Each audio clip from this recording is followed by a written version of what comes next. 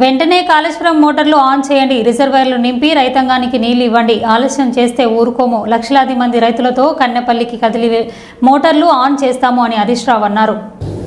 మాదొకటే demand, సూటిగా ప్రభుత్వాన్ని అడుగుతా ఉన్నాం. వెంటనే కాళేశ్వరం మోటార్లు ఆన్ చేయండి, రిజర్వాయర్లు నింపండి, రైతాంగానికి మొదటి పంటకు నీళ్లు ఇవ్వండి. స్పష్టంగా అడుగుతున్నాం. మేము ఆలస్యం చేస్తే ఊరుకోం. ఇవాళ నీళ్లు కళ్ళ ముందు ఉన్నాయి, మోటార్లు రెడీగా ఉన్నాయి, కరెంటు ఉన్నది, రిజర్వాయర్లు ఉన్నవి.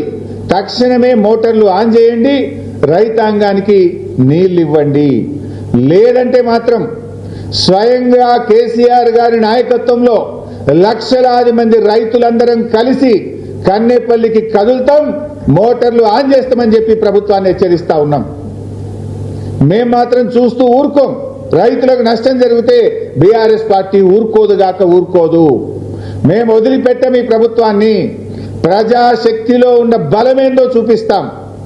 మొత్తం 20 జిల్లాల రైతాంగం లక్షలాదిగా కదులుతాం, మోటార్లు ఆన్ చేసి రైతాంగానికి నీళ్లు ఇచ్చి చూపిస్తాం.